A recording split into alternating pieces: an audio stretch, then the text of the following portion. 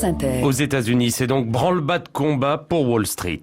Et oui, tout faire pour éviter ce qui pourrait être un krach majeur de la bourse américaine et donc par ricochet de toutes les places financières mondiales. Sharon, this is absolutely stunning. Wall Street has seen very, very few days like this. You know there's trouble when employees one by one trickle out with their belongings. C'est terrible, les gens prennent leurs affaires et s'en vont. Des boursiers tétanisés à Wall Street. C'était cette La Maison Blanche mise 700 milliards de dollars pour sauver les banques. Aujourd'hui, 6000 maisons sont inoccupées car les propriétaires ne peuvent plus rembourser leurs emprunts. C'est le sommet de l'irresponsabilité. Il n'y a pas d'autre mot pour ça. C'est un massacre qui s'est produit. Personne ne sait vraiment ce qui se passe. Voilà la situation. Le 15 septembre 2008, la finance mondiale vacille. La faillite de la banque Lehman Brothers est le coup de grâce redouté par tous depuis le début de la crise. Elle a révélé un univers jusqu'alors inconnu, la finance. Nous découvrons avec stupeur la folie de ce milieu où gagner des fortunes et en perdre paraît tellement déconnecté de la réalité. Comment a-t-on pu laisser ce monde opaque devenir si instable, si dangereux? Comment la finance a-t-elle pu prendre le contrôle de l'économie mondiale? Des décennies durant, responsables politiques et économiques ont été aveuglés. Guidés par la seule recherche de profit, nous le payons aujourd'hui.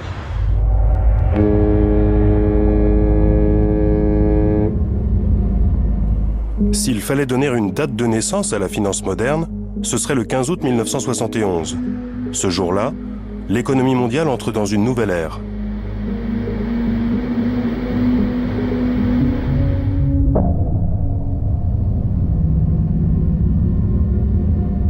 Accordingly, I have directed the Secretary of the Treasury to take the action necessary to defend the dollar against the speculators. I have directed Secretary Connally to suspend temporarily the convertibility of the dollar into gold or other reserve assets, except in amounts and conditions determined to be in the interest of monetary stability and in the best interest of the United States. Le président Nixon se présente devant le monde pour annoncer la fin des accords de Bretton Woods. Ces accords, signés en 1944, réglementaient le système monétaire international. Les taux de change entre les monnaies étaient stables. Le dollar était alors la seule monnaie convertible en or. Dans ce système, la politique monétaire des États-Unis est bridée du fait de sa responsabilité vis-à-vis du reste du monde. Dans les années 60, les États-Unis ne veulent plus de cette contrainte. Wall Street, the financial heart of the nation, gave the specialists and the small investors a few bad moments. En mettant fin aux accords de Bretton Woods, les monnaies deviennent flottantes. C'est un bouleversement considérable. Ce sont les marchés financiers qui fixent le prix du dollar. C'est l'acte de naissance de la finance moderne. On a donc aboli le contrôle des changes, ce qui est une forme de la déréglementation. Et il faut bien comprendre qu'en les abolissant, on a donné aux mouvements financiers une ampleur et un potentiel considérable. C'est à mon sens cette rupture du lien entre le dollar et l'or qui a été le déclencheur profond de tout ce que nous vivons aujourd'hui.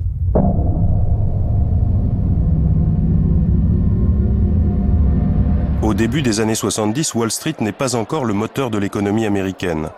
Le grand plan de modernisation de la bourse de New York a lieu le 1er mai 1975. C'est un tournant.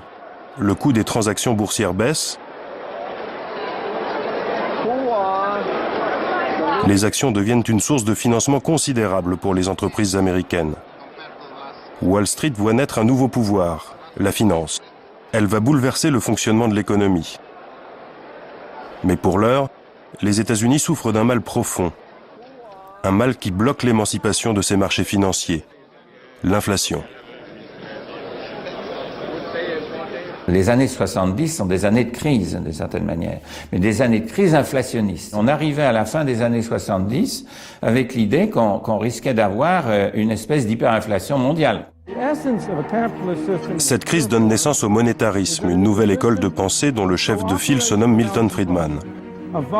Cet économiste libéral s'oppose au dirigisme de l'État.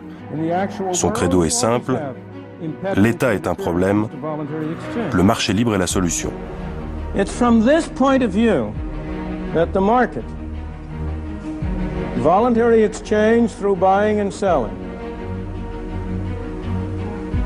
is so important as a basis for a free society. Everyone can do his own thing within the limits of his resources.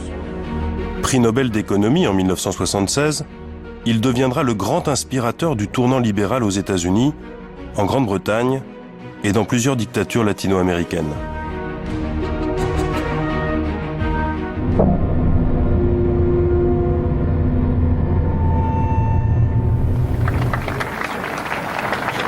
En 1980, Ronald Reagan est élu à la Maison-Blanche sur le programme économique de Milton Friedman. Un vent nouveau souffle sur l'Amérique. C'est le retour en force du libéralisme. L'État central ne doit plus intervenir. Dès son investiture, le président Reagan reprend mot pour mot les thèses de Milton Friedman. In this present crisis, government is not the solution to our problem. Government is the problem. L'économie américaine est sur les rails du marché libre. Wall Street est le nouvel Eldorado des Américains.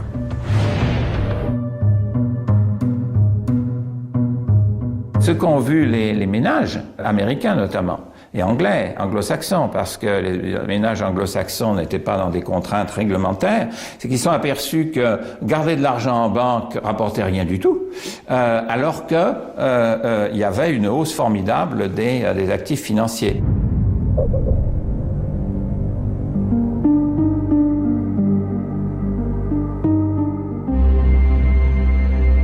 Ronald Reagan compte sur cette formidable attraction de la finance pour trouver de l'argent.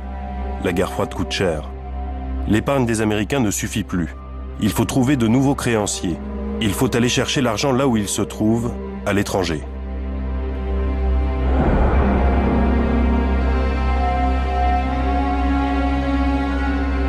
Et à partir des années 80, Reagan dit « ouvrons le financement des déficits budgétaires aux non-résidents, aux étrangers ». C'est vraiment un choc important, parce que jusqu'à présent, on dit qu'il ne faut surtout pas que le financement des États soit dépendant de l'épargne de gens qui ne sont pas, ou d'investisseurs qui ne sont pas de notre pays. Si un jour il y a un problème, ça se trouve, ils vont retirer l'épargne, on va se retrouver coincé. Et les autres grands pays, y compris la France, avec Pierre Bérégovoy, disent si les Américains le font, pourquoi pas nous? Pourquoi nous aussi, on ne bénéficierait pas de cette épargne internationale qui est prête à se placer à l'étranger et qui viendrait nous aider à financer nos déficits? Et là, toute la libéralisation des secteurs financiers européens, notamment, elle date des années 80 pour faire suivre à la libéralisation du secteur financier américain, encore une fois, avec l'objectif de pouvoir surtout financer les dettes publiques. Les marchés financiers deviennent si puissants qu'ils remplacent les banques traditionnelles dans le financement des États et des entreprises. Grâce à la finance, les Américains vont vivre au-dessus de leurs moyens. On se demandait également si les Japonais sont prêts à prêter toujours de l'argent à n'importe quelle condition à une Amérique qui vit à crédit et qui vit à leur crochet. Inutile donc de dire que ce qui va se dire derrière ces murs va avoir une répercussion sur la tenue du dollar et des marchés boursiers dès la semaine prochaine. Les nouveaux créanciers sont japonais, saoudiens et bientôt chinois ou russes. Le monde se convertit au néolibéralisme. La réussite de la finance américaine devient le modèle à suivre.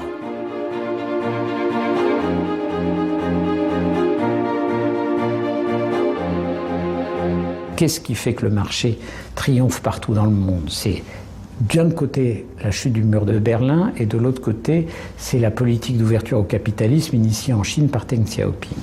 Bon. C'est ce changement-là qui fait que le marché est devenu l'alpha et l'oméga de la vie économique mondiale. C'est évident que la victoire idéologique du néolibéralisme, c'est-à-dire du toujours plus vite, a été un contre-coup à l'espérance d'une plus grande égalité sociale des années 60 et du début des années 70. L'influence des néolibéraux continue de croître grâce à l'action d'un homme, Alan Greenspan, le président de la Réserve fédérale américaine. Pendant 20 ans, il sera le chef d'orchestre de la finance. Il emploiera toute son énergie pour donner au marché financier les moyens de grandir sans entrave. Monsieur Greenspan, président de la Réserve fédérale pendant si longtemps, était clairement dans cette logique. Encore récemment, il y a 6 ou 8 mois, il publie une colonne dans un journal financier bien connu en disant il ne faut pas réguler la finance puisque la main invisible fait son travail. Formidable, il continue à le dire. Il y avait une croyance néolibérale que ce marché permettant justement ces extraordinaires bénéfices des banques et de l'économie réglera tous les problèmes. C'était, je veux dire, c'est de la croyance. On est à un niveau de croyance, c'est-à-dire on croit, c'est le nouveau Dieu, c'est pas le communisme, c'est le marché. Le marché peut tout, sait tout, fait tout. C'est la main invisible du marché, c'est l'intelligence suprême.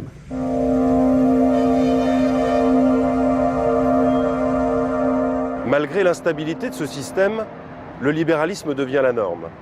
Le financement de l'économie passe désormais par 2 canaux principaux. D'un côté, le crédit auprès des banques, de l'autre, l'endettement sur les marchés financiers. Les années 90 marqueront la fusion de ces 2 mondes. Les banques se livrent une guerre terrible. Elles prennent tous les risques. À la fin des années 2000, les banques jouent sur tous les tableaux à la fois.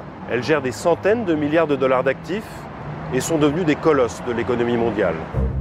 Au début des années 80, les banques sont en difficulté avec le développement des bourses. Mais en 25 ans, elles redeviendront le moteur de l'économie. La finance a remplacé la toute-puissante industrie américaine. Les banques vont capter une grande partie de cette nouvelle richesse. Pour cela, elles vont diversifier leurs activités, devenir des opérateurs de marché et des assureurs. Autant de métiers qui leur étaient interdits aux États-Unis depuis la crise de 1929.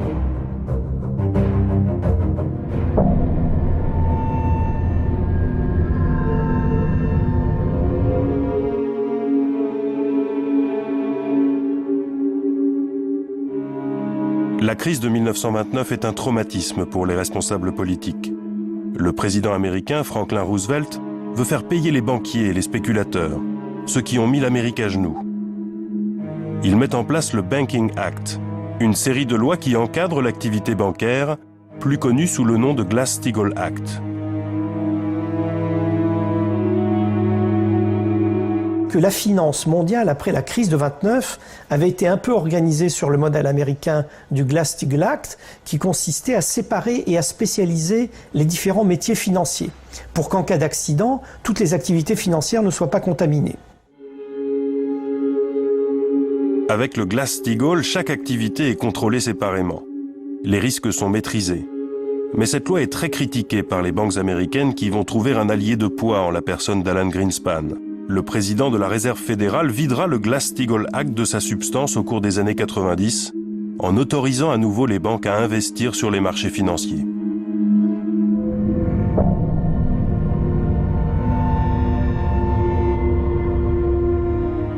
En 25 ans, le lobby bancaire tente à 12 reprises de faire voter l'abolition définitive du Glass-Steagall Act, sans succès.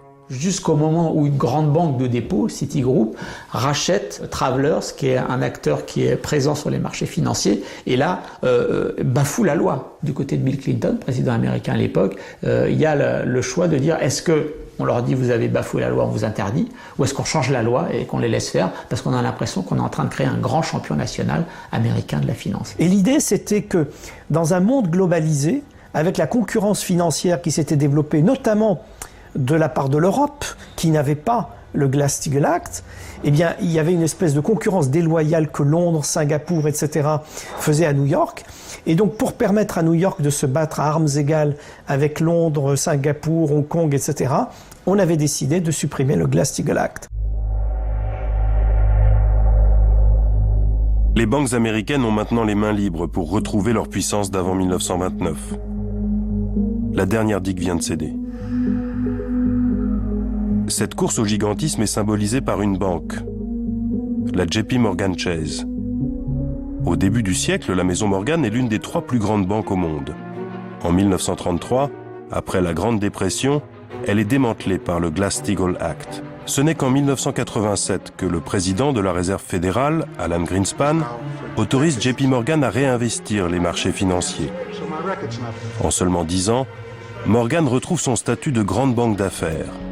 Et en 2000, après l'abolition du Glass-Steagall Act, elle est rachetée par la banque de dépôt Chase Manhattan. Ce nouveau groupe, JP Morgan Chase, gère 600 milliards de dollars. Il est devenu trop gros pour faire faillite.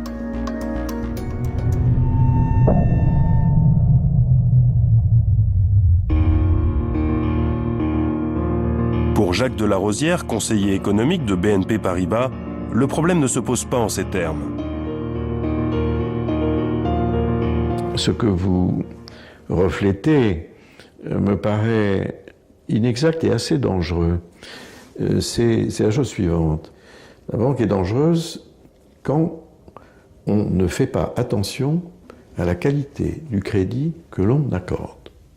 Les grands établissements, au cours de la crise, n'ont pas été les plus gros fauteurs de troubles.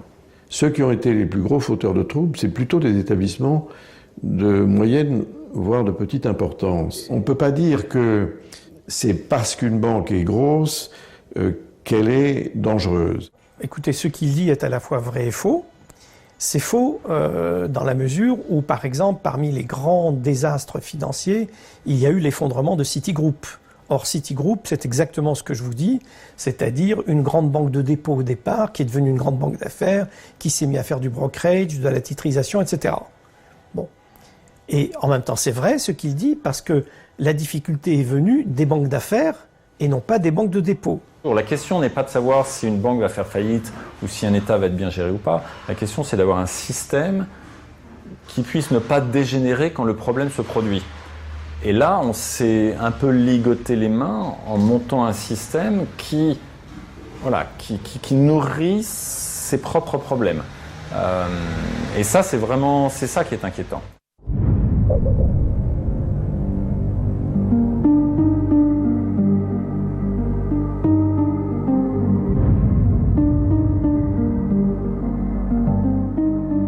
Les banques sont devenues si puissantes au cours des années 90 qu'elles vont réinventer les règles des marchés financiers. Elles vont à plusieurs reprises franchir la ligne jaune, jouer aux apprentis sorciers. Pour ça, il faut contourner les règles ou les ignorer. Quoi qu'il arrive, la motivation est toujours la même, gagner plus d'argent.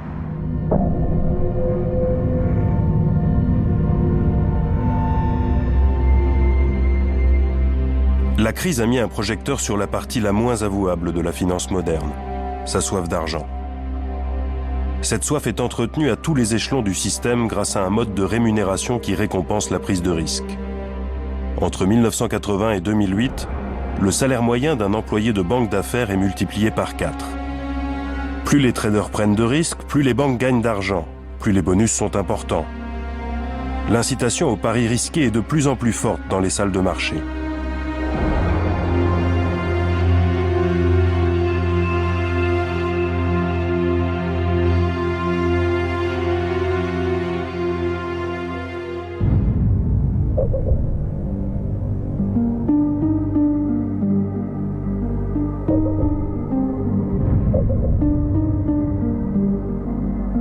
Les banques ont toujours une activité qui est fondamentale pour l'économie et servent toujours l'économie réelle, il ne faut pas dire le contraire.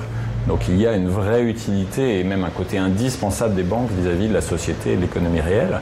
Après ça, chez un certain nombre de banques, il y a eu une évolution de plus en plus grande de leur activité vers des activités qui servent parfois plus indirectement et parfois pas du tout l'économie réelle. Et ça, ce phénomène a été de plus en plus net. Plus les banques ont grandi et plus la taille des bilans s'est accrue et plus toutes ces activités de produits de plus en plus complexes sont apparues. La grande question, c'est de savoir si une activité financière va servir à l'investissement ou est-ce qu'elle va servir au pari. Les banques s'en remettent à leurs traders, génies des chiffres, payés pour gagner beaucoup d'argent, très vite, et dont le métier n'est plus seulement d'investir à long terme sur une entreprise.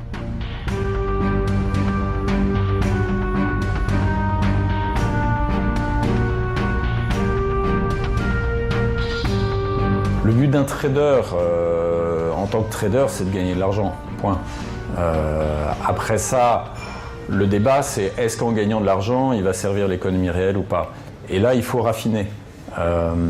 Un trader, par exemple, qui est un apporteur de liquidité, de vraie liquidité sur les marchés, donc quelqu'un qui va avoir comme métier d'acheter quand les investisseurs veulent vendre ou de vendre quand les investisseurs veulent acheter, c'est ça le métier de market maker, celui-là, il est sur les marchés financiers, mais il a une utilité réelle. C'est un trader, il prend des risques, il espère gagner de l'argent, en moyenne il gagne de l'argent, mais c'est justifié et ça a un sens économique. Après ça, le trader qui est 3 chaises plus loin dans la salle de trading et qui passe son temps à faire un jeu à somme nulle qui consiste à essayer de parier sur des écarts de cours, on peut déjà se poser plus de questions.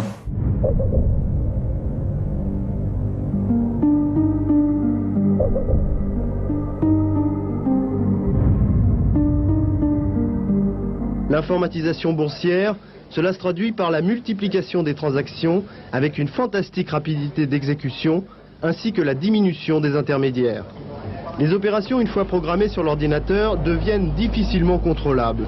On ne peut plus les arrêter, la vente est automatique et répercutée. Avec l'automatisation de la bourse de New York apparue dans les années 80, le nombre des transactions réalisées chaque jour passe de 100 millions à plus de 2 milliards.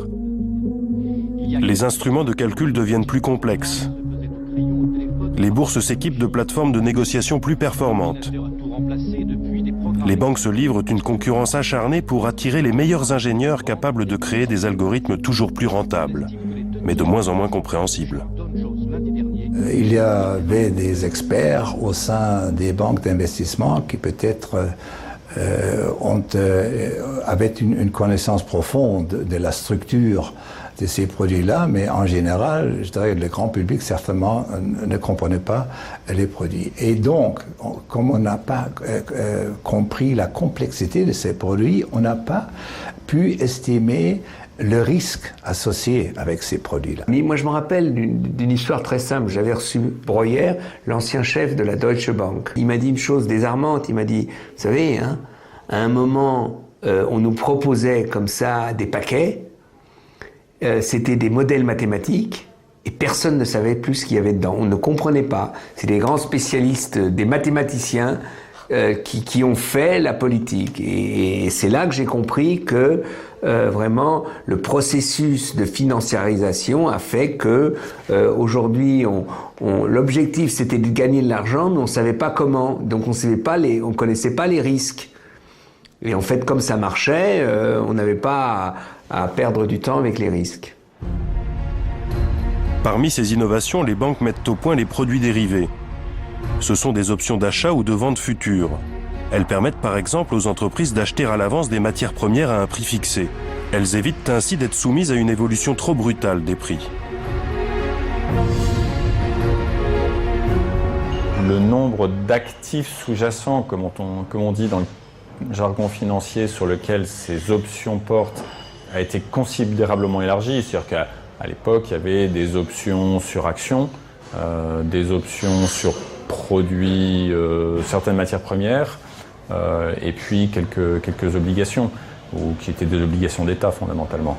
Après ça, on a vraiment commencé à coter des options, droit d'acheter, droit de vendre sur, j'ai envie de dire tout, sur énormément de choses. En 20 ans, la quantité de produits dérivés explose. En 2010, ils représentent près de 500 000 milliards de dollars. Ces outils financiers sont en réalité détournés de leur but initial pour gagner plus d'argent. Sur ces marchés, les règles de prudence sont plus laxistes. Les banques empruntent jusqu'à 40 fois leurs ressources. C'est ce qu'on appelle l'effet de levier. L'effet de levier, c'est le fait de travailler avec de moins en moins de fonds propres, d'argent qui est à soi et de plus en plus d'argent emprunté.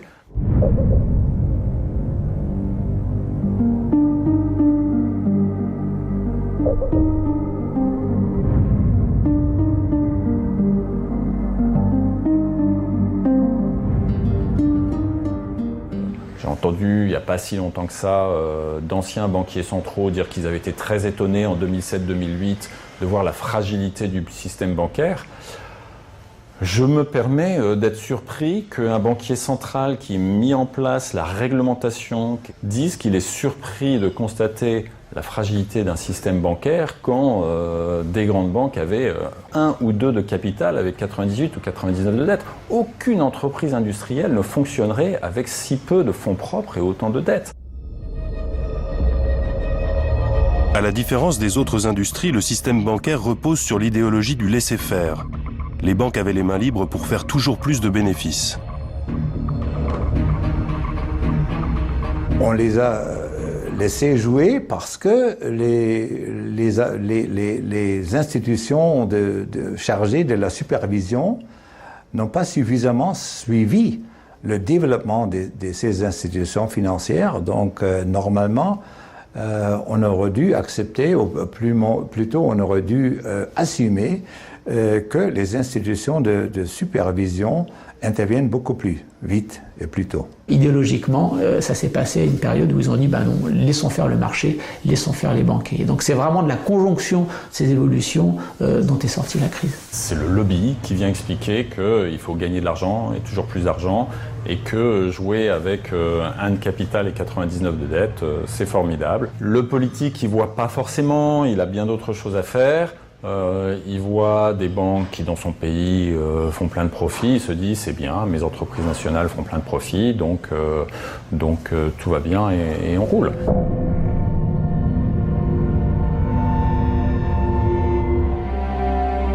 À la fin des années 90, un scandale précurseur aurait dû alerter les régulateurs sur les failles du système. C'est le scandale LTCM. Ce fonds spéculatif avait emprunté 1 000 milliards de dollars avec seulement 5 milliards de dollars de réserve. Ce qui est fascinant, c'est qu'en fait, au cours des 20 dernières années, on a eu au moins 5 alertes majeures. C'est-à-dire, on a eu 5 occasions où on s'est dit « mais ce système ne marche pas ». Je ne vais pas tout vous les dire, mais par exemple la faillite de LTCM, qui était un hedge fund américain, et qui avait pris des engagements formidables avec une base de capital très étroite et en se finançant auprès des banques. On s'est dit, un hedge fund avec un très fort effet de levier, ça ne marche pas et ça met en danger la finance internationale. Et puis miracle, ce hedge fund a fait faillite un vendredi après-midi et le lundi matin, on avait l'impression que la crise était réglée. Pourquoi ? Parce que la Réserve fédérale américaine est intervenue, qu'elle a réuni tous les banquiers de la place de New York, qu'elle a taxé les différents banquiers pour venir en aide à LTCM. Et le lundi d'après, alors on a regardé, bien entendu, il y a eu des dérèglements provisoires sur le marché des obligations, sur les marchés d'échange, sur les marchés d'actions. Puis au bout de 1, 2, 3 mois, tout est rentré dans l'ordre. On s'est dit, donc c'est génial.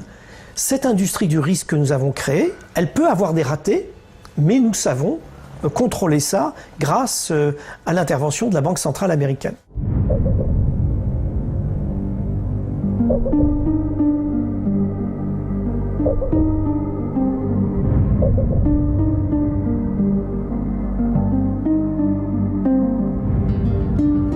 Le sauvetage de LTCM par la Réserve fédérale est un signal fort.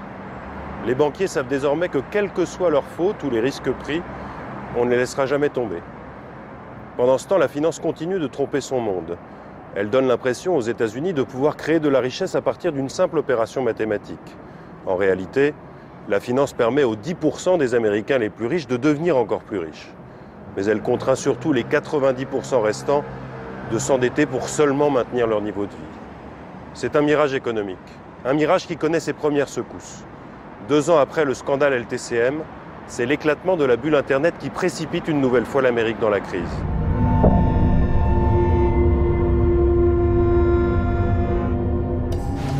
En 2000, avec l'éclatement de la bulle Internet, les bourses s'effondrent. Les États-Unis entrent en récession. La Banque centrale américaine va alors baisser son taux directeur à un niveau jamais atteint. Cette décision a pour but de relancer l'activité aux États-Unis. Dans les années qui suivent, la croissance est de nouveau au rendez-vous. L'Amérique a enregistré une croissance spectaculaire au 3e trimestre de plus de 7% en rythme annuel, bien au-delà des attentes des analystes. 7,2%, c'est un chiffre digne de la Chine ou de Taïwan. Mais nous sommes bien aux États-Unis qui sortent d'une très douloureuse récession. Et pour la première fois en ce troisième trimestre, ce ne sont pas les seules dépenses militaires qui drainent la croissance, mais bien la consommation. Les Américains achètent des maisons et des voitures à des taux d'intérêt historiquement bas. Les taux d'intérêt de la Fed entre 2000 et 2007 étaient directement liés à l'intensité de la crise, c'est-à-dire quand éclate la bulle spéculative de l'Internet, les taux d'intérêt vont baisser très rapidement, ce qui va permettre de stimuler l'activité. Et après, la Banque centrale va mettre du temps à les relever, ce qui va nourrir des bulles spéculatives, des bulles d'actifs, puisqu'il y avait un accès à un argent très bon marché.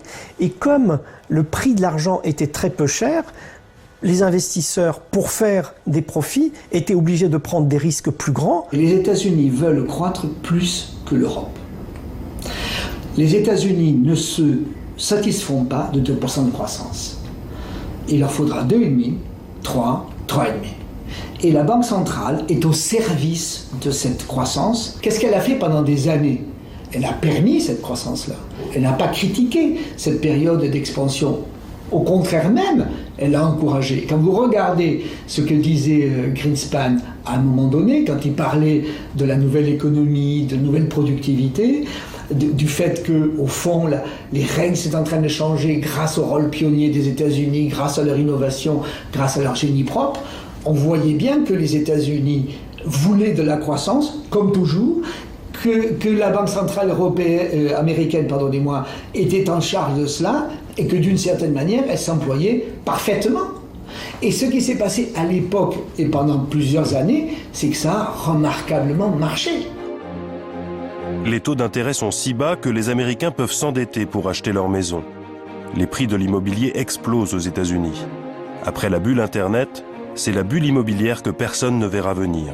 Les banques centrales ont eu tendance à ne pas regarder l'évolution du prix des actifs, qu'ils soient immobiliers ou financiers, parce qu'ils étaient rivés à leur objectif de inflation targeting. Tant que l'inflation des prix à la consommation ne bougeait pas exagérément, disons, était dans un ordre de grandeur d'une croissance de 2% par an, alors tout était bien. Une inflation faible, une croissance élevée et des taux d'intérêt très bas, les États-Unis vivent un miracle économique. En réalité, cette faible inflation est la conséquence d'importations de produits asiatiques très bon marché. La croissance des États-Unis est financée à crédit. Le niveau d'endettement des ménages américains double en 10 ans. Pendant plusieurs années, il y a eu ce qu'on appelait la grande modération. La grande modération, c'était de la grande croissance. 1, stable. 2, sans inflation. Et ça a été le miracle Greenspan. Simplement, ce qu'on sait en économie, c'est que les miracles, ça finit mal.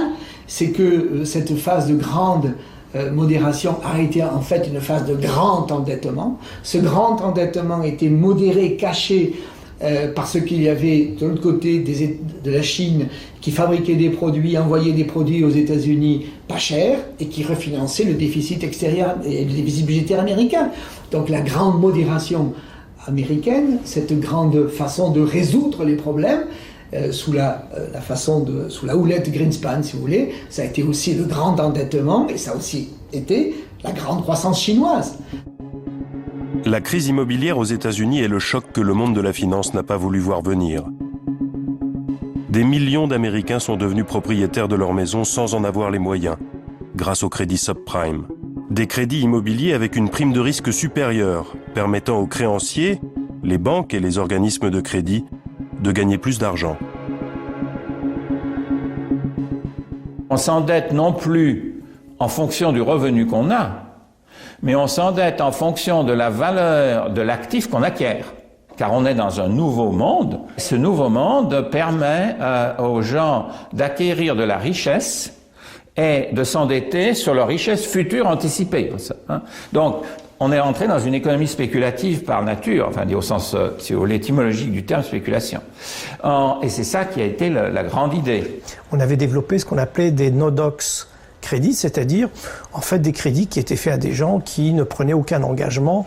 On a même appelé ça des ninja crédits, c'est-à-dire des crédits qui étaient donnés à des gens qui avaient no income, no jobs, no assets, c'est-à-dire qui n'avaient ni revenus, ni job, ni actifs. Le système institutionnel américain faisait que on vous prêtait sur la base de la valeur du bien, et puis surtout on se disait, au pire, si le propriétaire n'est pas capable de payer, eh bien on récupérera le bien, parce qu'aux États-Unis les modalités de récupération des biens sont très rapides et très souples, et donc on revendra le bien et on récupérera toujours le crédit qui était fait. Et donc comme on était depuis 20 ans dans une période de hausse continue des prix de l'immobilier, ça ne choquait personne de prêter pour des gens qui n'avaient pas de revenus suffisants. Dans un système traditionnel, les banques prendraient un risque considérable à accorder des crédits immobiliers à ces personnes. Mais grâce à la finance, elles gagnent à tous les coups. Les banques vont transformer ces crédits immobiliers en titres financiers et les revendre sur les marchés pour se débarrasser du risque de non-paiement. C'est ce qu'on appelle la titrisation.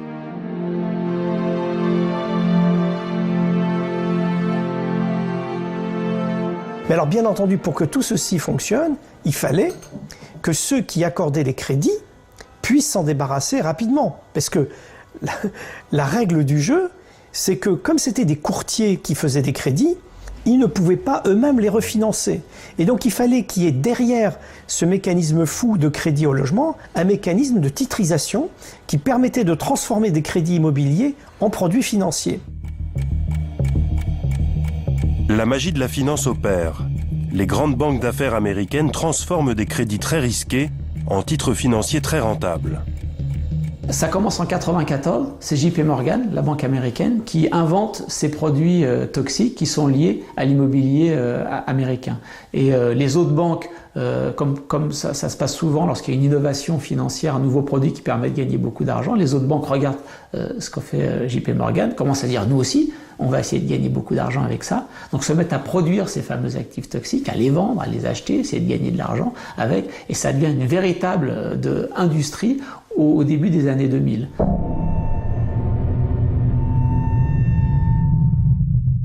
Factories are busier, families are earning more, home ownership rate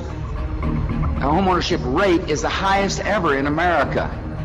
See, that is good news if you're interested in promoting an ownership society in our country. We want people owning their own business, we want people owning their own homes. En décidant de relancer l'accès à la propriété privée pour les Américains les plus modestes, le président Bush et le Congrès américain popularisent l'utilisation des crédits subprime.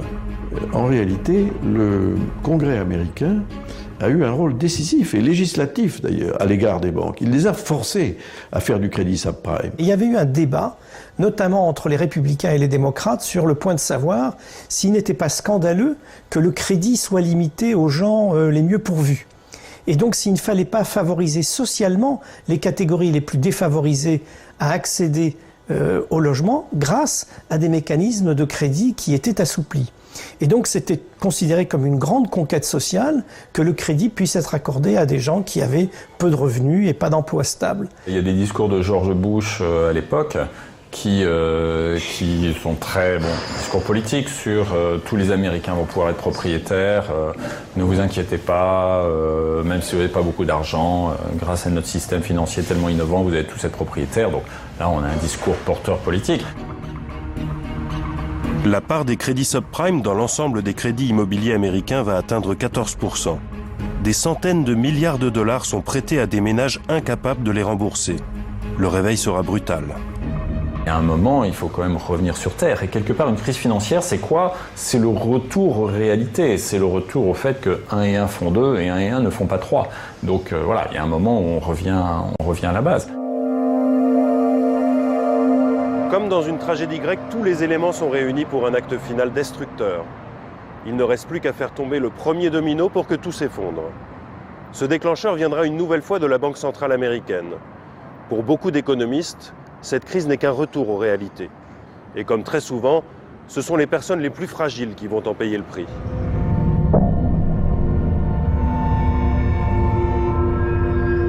En bref, toujours aux États-Unis, la Fed, la Réserve fédérale, a relevé son taux directeur. En 2004, la Banque centrale américaine s'inquiète d'un possible retour de l'inflation aux États-Unis. Elle remonte aussitôt son taux directeur. En 2 ans, il passe de 1 à 5,25%. Cette remontée des taux provoque une augmentation du coût des crédits immobiliers. Les personnes qui ne peuvent plus rembourser leurs crédits sont obligées de vendre leur maison. Les prix de l'immobilier s'effondrent. Le piège se referme sur les 12 millions d'Américains qui ont souscrit un crédit subprime gagé sur la valeur de leurs biens. William Flanagan est avocat, spécialiste des affaires immobilières. Il consacre son temps à défendre les personnes menacées d'expulsion. Ce jour-là, il rend visite à l'une de ses clientes. Hello, Miss Brown? Miss Brown? Comme des milliers de retraités américains, Janice Brown a contracté un emprunt trop important. Elle a fait confiance à la banque, mais aujourd'hui, elle ne peut plus rembourser. Sa maison est hypothéquée, elle risque de la perdre. Quand j'ai reçu l'avis d'expulsion, je me suis effondrée. Que Madame Brown puisse rembourser ou pas était le dernier des soucis de ceux qui lui ont prêté l'argent. La banque n'a pas tenu compte de ses maigres revenus, son intérêt était ailleurs. Ils s'en fichent de récupérer l'argent. Ce qu'ils veulent, c'est avoir ce papier avec le prêt de 400 000 $ pour le vendre à Wall Street. Ils les assemblent avec d'autres et vendent le certificat à Wall Street. Ebony a dû arrêter ses études pour travailler et venir en aide à sa mère. Elle se demande de quoi demain sera fait.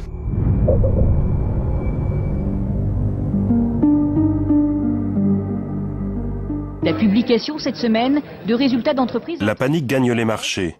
Les produits financiers liés à ces crédits immobiliers s'effondrent à leur tour. C'est la récession qui se précise avec le scénario catastrophe, chute de la consommation et chômage.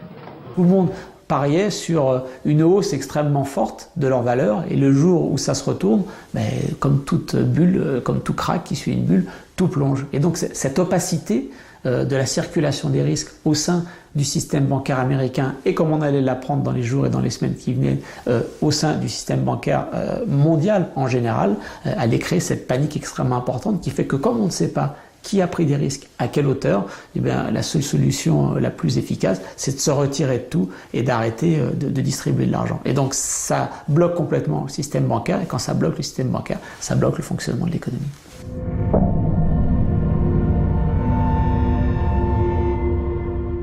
Les déboires de Morgan Stanley, c'est le dernier coup de tonnerre à Wall Street. Des centaines de banques dans le monde ont misé sur ces produits financiers devenus toxiques. Il faut les sauver les unes après les autres. En septembre 2008, la banque Lehman Brothers et l'assureur AIG demandent à leur tour de l'aide à l'État américain. L'État sauvera AIG, mais laissera Lehman Brothers couler. Une puissante banque fait faillite.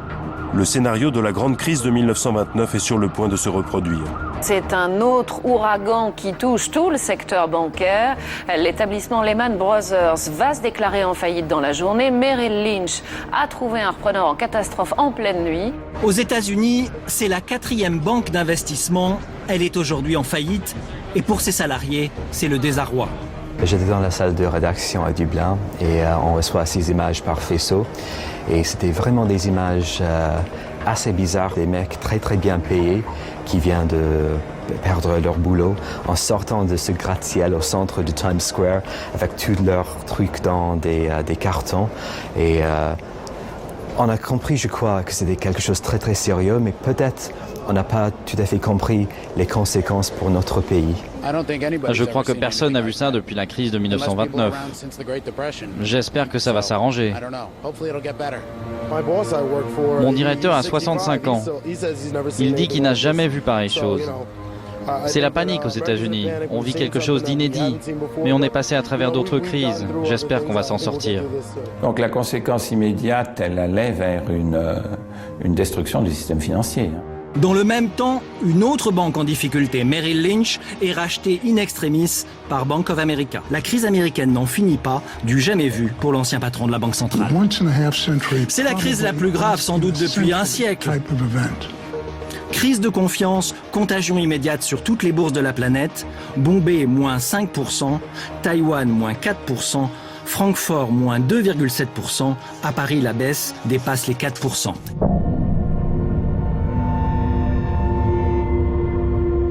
Panique générale, tout le monde veut récupérer son argent, on vend les actifs, on vend tout ce qu'on a, et donc le prix des actions, des obligations, tout ça s'effondre, et les banques entre elles commencent à se dire, comme elles se prêtent beaucoup d'argent entre elles, elles se disent que s'il y en a une qui a fait faillite, une autre peut faire faillite, et donc tout ce qu'elle a prêté aux autres banques, elle peut le perdre aussi, donc elle arrête de prêter aux autres banques, et du coup le système interbancaire, le système, le lieu où les banques se prêtent de l'argent entre elles, ne fonctionne plus. C'était un enchaînement logique vu la façon dont tout le système est imbriqué et vu la fragilité du système, puisque voilà, les institutions financières à l'époque, j'ai envie de dire comme aujourd'hui, étaient capitalisées à un niveau très faible. Donc quand on a des risques considérables, une interconnexion avec des risques qui se matérialisent partout et un niveau de capital très faible, mécaniquement les effets vont se produire. De mémoire, je crois qu'on en est toujours à dénouer tous les contrats de dérivés qu'avait Lehman. On est quand même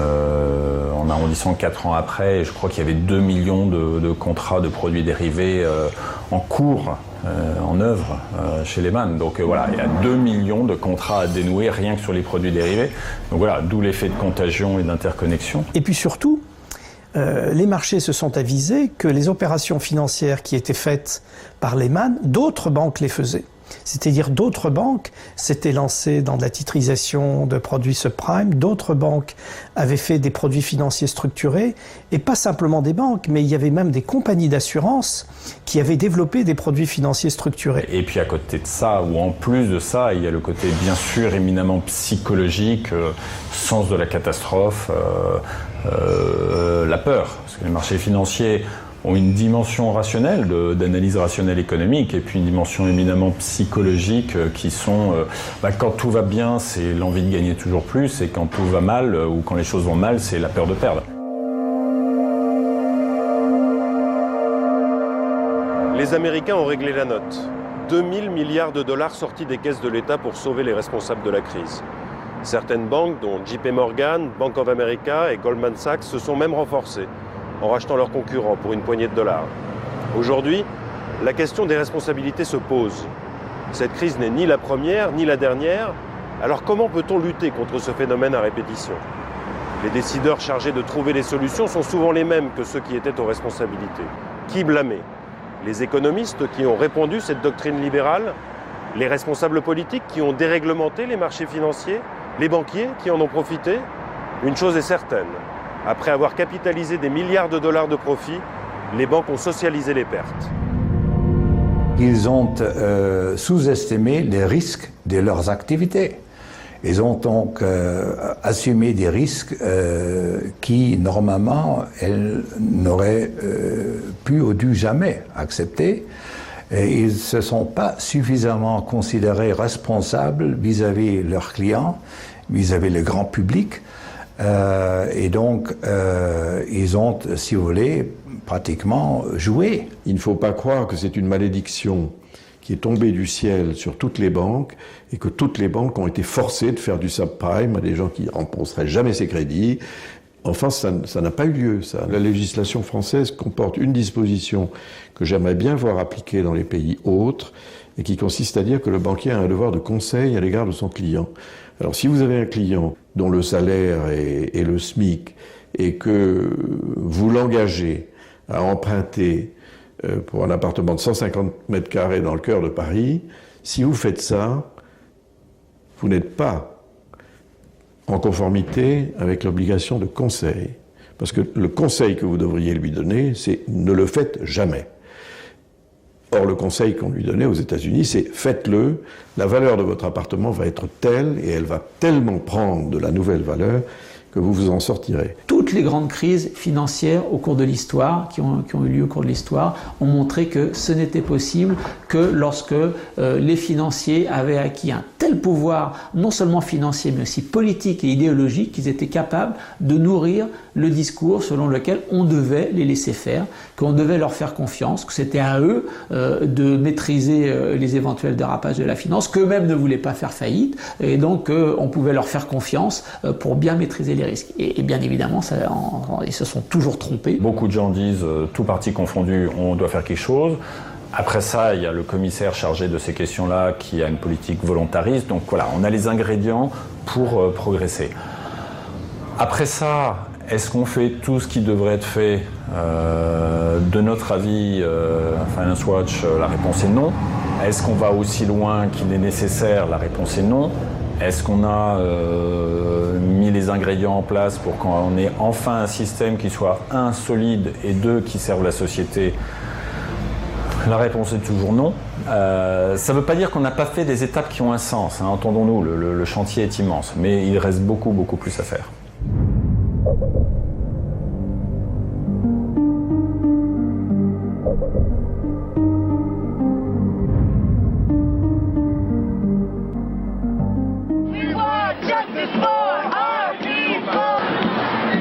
Malgré la violence de la crise et la mobilisation de l'opinion publique, les résistances au changement sont encore très fortes. Les partisans du marché et du laisser-faire ont encore une grande influence politique et médiatique. La pression est forte pour que les choses ne changent pas trop vite.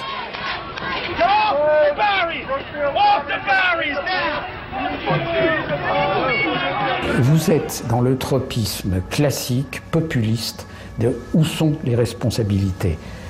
Il y a les responsabilités, il y en a.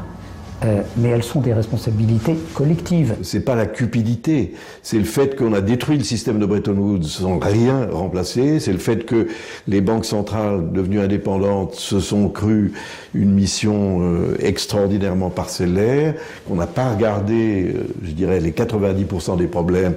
Et bon, c'est ça, c'est pas la cupidité elle existe toujours, mais c'est que le système, largement favorisé d'ailleurs par la politique même, après tout, la déréglementation, c'est le fait des politiques, le fait qu'on pousse les banques à faire des crédits qui sont irrécouvrables, c'est de la politique, le fait qu'on ne répare pas le système de Bretton Woods parce que ça plaît aux Américains, c'est de la politique, c'est ça le vrai problème. Alors dire que c'est la cupidité de quelques types avec des cigares, c'est vraiment ramener le problème à des épiphénomènes qui ne sont pas explicatifs. Alors, est-ce qu'un jour on fera l'analyse complète de tout ça, avec des coefficients de responsabilité? Je n'en sais rien. Ça, c'est l'histoire. Mais ce qui est certain, c'est qu'il y a eu un aveuglement collectif. Vous dites aveuglement collectif comme si on avait roulé à l'abîme, comme si le monde avait vu son économie, le monde décroître de 25%. Je vous ai dit, quand vous prenez de la distance, vous avez le monde a cru pendant 5 ans à 5% par an, a décru à 3% pendant un an, puis après a cru à nouveau à 3% par an. Si vous regardez globalement, c'est un système où il y a plus d'heureux que de malheureux.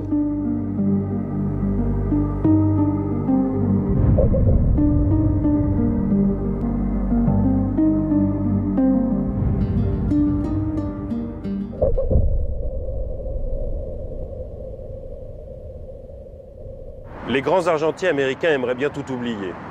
Après tout, il n'aura fallu que 4 ans à Wall Street pour retrouver son niveau d'avant-crise. Les États-Unis ont échappé à une faillite systémique comme celle de 1929. Mais la réalité est bien plus sombre. Les marchés financiers sont sous perfusion d'argent, comme un toxicomane que l'on soignerait à l'héroïne. Les États dépensent des centaines de milliards de dollars pour maintenir le système à flot et les conséquences sur les dettes publiques sont catastrophiques. Les États sont venus au secours des banques, mais qui viendra au secours des États dans l'avenir? Que se passera-t-il lorsque les marchés n'auront plus confiance? L'Europe en fait déjà les frais, et ce n'est qu'un début.